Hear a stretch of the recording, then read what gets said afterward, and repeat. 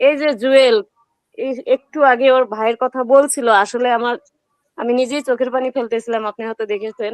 কারণ এই ইতিহাসগুলো শুনলে প্রত্যেকটা শহীদ পরিবারের মা বাবা ভাই বোন তারা তাদের সন্তান হারিয়েছে, সেই দিনগুলো মনে হলে আসলে কিছু বলার থাকে না আপা।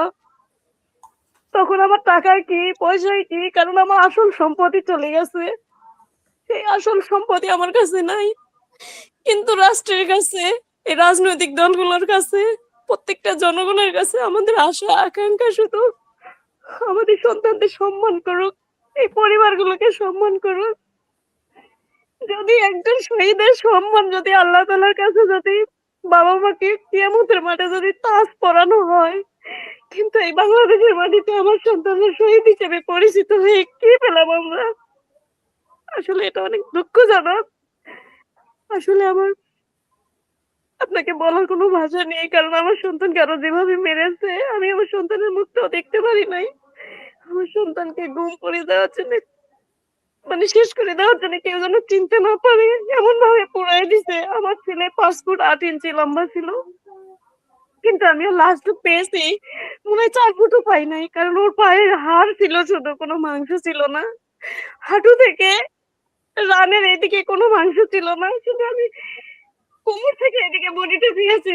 আসলে আপনাকে আমি বোঝাতে পারবো না, এই কষ্টগুলো ধুকে ধুকে ধুকে ধুকে আমি মরার মতো হয়ে গেছে। আমি এখন ঘর থেকে বের হতে পারি না, আমার কারো কথা আমার ভালো লাগে না, কিন্তু যখনই কোনো প্রোগ্রামে যাই আমাদের কথাগুলো কেউ মনোযোগ দিয়ে শুনে, আমাদের এতটুকু সম্মান করে, তখন আমাদের হয়তো বা একটু মন পরিবর্তন হয়, কিন্তু সন্তানের কথা কখনো ভুলতে পারি না।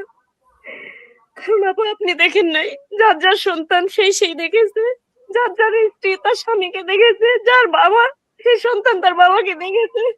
এই করুণ কাহিনী, করুণ ইতিহাস আসলে বাংলাদেশ যদি রেখে যায়, এই ইতিহাসটুকু আমাদের যথেষ্ট। সেই ইতিহাসটাই শক্ত এবং মজবুত করে করে যাক।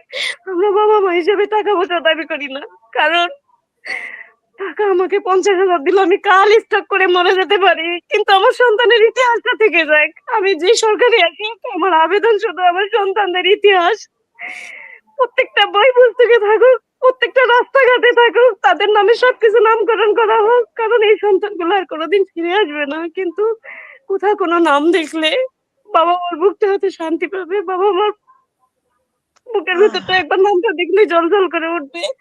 আমাদের আশা আকাঙ্ক্ষা শুধু এতটুকুই, আর আমার কিছু বলার নেই আপা।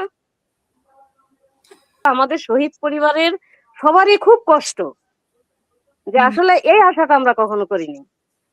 তবে আমরা চাই, এখন যেহেতু আমাদের আশাই পূর্ণ হয় নাই, এখন কতটুকু আশা পূর্ণ হবে সেটাও জানি না। আমরা চাই তারেক রহমান স্যার যদি ক্ষমতায় আসুক, বা জামাতের শফিকুর রহমান স্যার যদি ক্ষমতায় আসুক, এনসিপি আসুক, যেই আসুক, আমরা শুধু চাই আমাদের এখন শুধু সম্মান। কারণ সম্মানই যদি না পাই, আমার টাকা পয়সা ধন দৌলত দিয়ে কি হবে আপনি বলেন? আমাদের এত কিছু প্রয়োজন আছে, আমার সন্তানরা নিঃস্বার্থ ভাবে একটা টাকা করি কিচ্ছু নিয়ে যায়নি সরকারের কাছ থেকে। এই সামান্যটুকু সম্মান যদি আমাদের দেওয়া হয় শহীদ পরিবারদের, এতে আমরা খুশি, এবং রাষ্ট্রীয় স্বীকৃতি দেখ। এবং আমি চাই, যেমন তারেক রহমান স্যার সকল বাংলাদেশের শহীদ পরিবারদের নিয়ে এখানে বসার, ওনার কতটুকু অ্যাবিলিটি আছে আমরা জানি না, তারপর উনি বসেছেন। কিন্তু ডক্টর ইউনূস স্যারের সক্রিয় থাকার কারণেও, বর্তমান সরকার থাকার কারণেও এই জিনিসটা কিন্তু এখনো পারে নাই, যে প্রত্যেকটা শহীদ পরিবারকে নিয়ে একদিন বসি। কিন্তু আমাদের আশা আকাঙ্ক্ষা ছিল যে আমাদের আবদার গুলো, আমাদের দাবিগুলো হয়তো ডক্টর ইউনূস স্যারকে আমরা কোনোদিন সরাসরি বলতে পারবো, কিন্তু সেই দুর্ভাগ্য, আসলে আমাদের দুর্ভাগ্য, আমরা এটা পারি নাই।